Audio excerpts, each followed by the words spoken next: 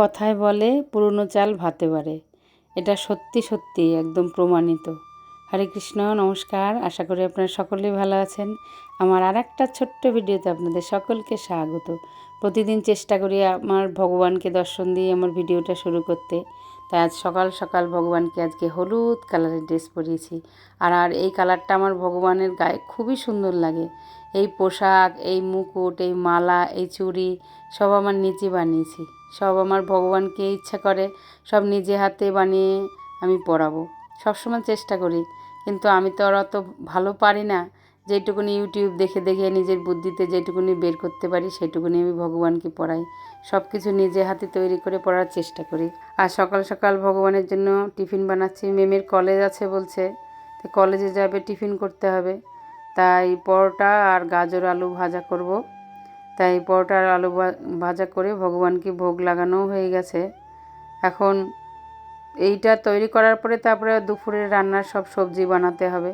আপাতত এটা বানিয়ে নিচ্ছি, একা হাতেই সব করতে হয়, হেল্প করার কেউ নাই। তাই তাই একা হাতেই করি সব কিছু টুকটুক করে। তাই ওর বাবাকে বললাম একটু উনুনটা ধরিয়ে দিতে, ওর বাবা উনুন ধরিয়ে দিয়েছে। তাই গতকাল কচুর শাক এনেছিল, খুব খেতে ভালোবাসে, কিন্তু আমার না গলা ধরে কেন কি জানি। আর সবথেকে বড় কথা, আমার না একদম রান্না করতে ভালো লাগে না। আমাকে গান করতে দাও, আমাকে সেলাই করতে দাও, মুকুট বানাতে দাও, পাগড়ি বানাতে দাও, সারা দিন বসে করব। কিন্তু রান্না করার ধৈর্য একদম নেই।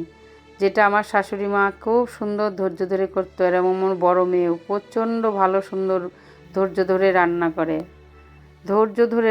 এত সুন্দর ধৈর্য ধরে রান্না করে, আমার একদম রান্না করতে ভালো লাগে না।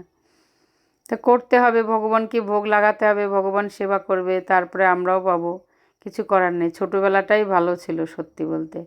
মা ভালো ভালো রান্না করে দিত, বসে বসে আহা কি আরাম করে খেতাম। আর দিদি কাজ করতো, তখন কি আর বুঝতে পেরেছি বিয়ে হওয়ার পরে এত কষ্ট করতে হবে, সব কিছু রান্না বান্না করো। কেউ যদি একটু থালায় সাজিয়ে খেতে দেয় কি আনন্দ লাগে। আপনারাও কি আমার মতন এরকম কুড়ের মতন করেন নাকি? 4টে লঙ্কার জন্য কে আবার পাটা পারে বলেন তো? তাই 2 তরকারিতে আমার 5টা লঙ্কা লাগবে। তাই কি করলাম, আমার ছোট্ট কুট্টুলি একটা শিলনোড়া আছে, সেটার মধ্যে লঙ্কা চিড়ে নিলাম। তাই দুপুরবেলার ভোগ দেওয়া হয়ে গেছে, কিন্তু আপনাদের আর ভোগটা দর্শন করানো হয়নি, আর ভিডিও করা হয়নি, ভুলে যাই মাঝে মাঝে, জানি না। এখন আবার রাত্রেবেলা চলে এসেছি। রাত্রেবেলা চেষ্টা করছি মাত্র, অনেকবার চেষ্টা করছি। এই পিঠে আজ পর্যন্ত কোনো দিন ফোলাতে পারিনি আমি, একেবারে কিচ্ছু পারি না আমি। অকম্মার ঢেকি একটা আমি, কিচ্ছু পারি না। খেতে খুব ভালো লাগে কিন্তু করতে পারি না। কেউ যদি করে আমাকে একটু খাওয়ায় খুব মজা লাগে। আজকে আমি চেষ্টা করি যে করব। আমার শাশুড়ি মা কী সুন্দর করতেন, ফুটো ফুটো হতো সরা পিঠেগুলো, সিঙ্গেল সরা পিঠে যেগুলো হয় বড় বড় একটা করে হয়, কী সুন্দর করতো। আমিও আজকে করেছি, কিন্তু মোটামুটি হয়েছে, একদম ফোলেনি। সত্যি একদম পারি না কিচ্ছু।